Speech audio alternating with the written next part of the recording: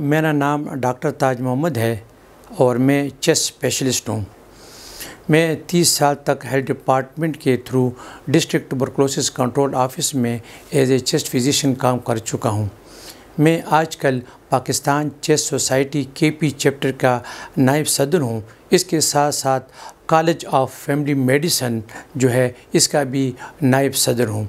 मेरा ताल्लुक़ जो है सीने के अमराज से है और सीने के अमराज के बारे में मैं अपनी प्रैक्टिस करता हूँ। दम्मा जो है इसको इंग्लिश में इसको ब्रांकल अस्थमा कहते हैं। ये सीने की एक दायमी बीमारी है जो कि उम्र के साथ चलती रहती है और ये जो है बाज़ औक़ात मौरूसी होती है, यानी अगर आपके वालिदैन को दमे की बीमारी हो तो ज़्यादा इम्कान ये होता है कि बच्चों में भी दमे की बीमारी हो सकती है। ये दमे की बीमारी जो है न सिर्फ़ तरक्की पजीर ममालिक में आम है बल्कि ये तरक्की याफ्ता ममालिक जो हैं दुनिया के, खा वो ऑस्ट्रेलिया हो, अमेरिका हो, यूके हो, वहाँ भी ये दमे का मर्ज़ बहुत हद तक मौजूद है। दमे के दौरे पड़ते हैं और मरीज़ जो है जो अपने काम पे नहीं जाता, अपना दफ्तर का काम नहीं कर सकता, बच्चे जो है वो स्कूल से गैर हाज़िर रहते हैं, तो इसकी दौरे की वजह से मरीज़ जो है घर पे मौजूद रहता है और दवाई लेता रहता है। दमा जो है सीने की एक दायमी मर्ज़ है जो कि सांस की छोटी नालियों को मुतासर करती है। इस बीमारी में जो है सांस की नालियाँ तंग हो जाती हैं और इसमें रेशा जो है जमा हो जाता है और मरीज़ जो है आसानी से सांस नहीं ले सकता। उसके सीने से सीटी की सी आवाज़ें आती हैं, खुश्क खांसी होती है और सीने में रेशा जमा हो जाता है और उसको सांस लेने में मुश्किल पेश आती है। ये अलामात जो हैं ख़ासकर शाम के वक़्त और सुबह सवेरे होती हैं। मरीज़ को खुश्क खांसी होती है और सीने में वो टाइटनेस महसूस करता है। बलगम खुलकर नहीं आता बल्कि सीने से आवाज़ें आती हैं जिसको हम वीज़िंग कहते हैं। दमे की बहुत ज़्यादा वजूहात हैं। दमा जो है इन मरीज़ों में बाज़ औक़ात एलर्जी भी होती है।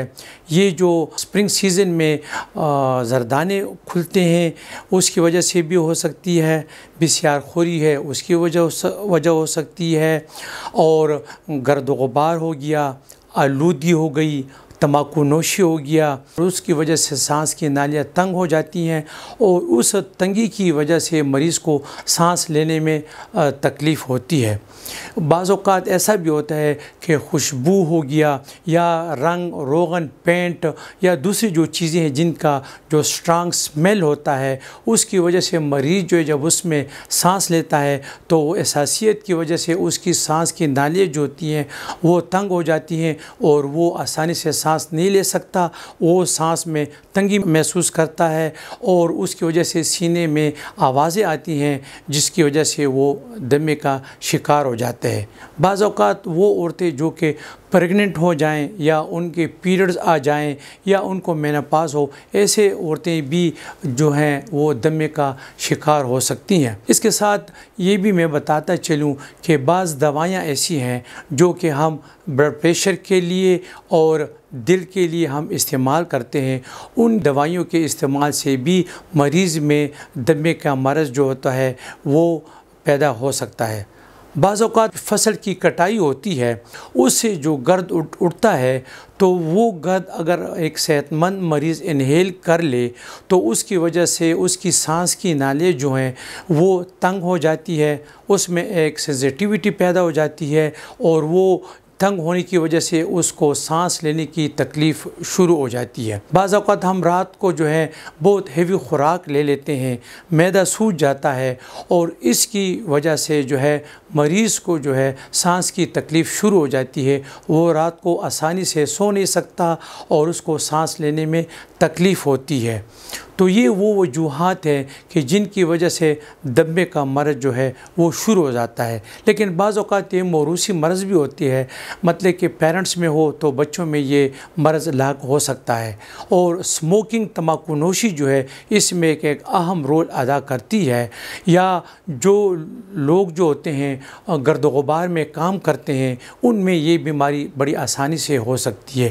یہاں پہ ایک بات میں ضروری سمجھوں گا کہ ہمارے پہاڑی علاقوں میں، ہمارے دیہاتی علاقوں میں جو عورتیں کچن کا کام کرتی ہیں وہاں پہ وہ اوپلے جلاتی ہیں، ان کچن میں جو ہے وینٹیلیشن کا یا تازہ ہوا کا کوئی خاص بندوبست نہیں ہوتا، یا وہ جو صحن میں جھاڑو لگاتی ہیں ایسے گرد جو اڑتا ہے تو وہ انہوں نے کوئی ماسک نہیں لیا ہوتا، اور وہ جو گرد ہوتا ہے یا جو دھواں ہوتا ہے کچن میں، ایسے عورتیں جو ہوتی ہیں اپنی لا علمی کی وجہ سے وہ گرد و غبار اور وہ دھواں جو ہیں اپنے پھیپھڑوں میں اندر لے جاتی ہیں، اور اس کی وجہ سے دمے کی آغاز شروع ہو جاتا ہے۔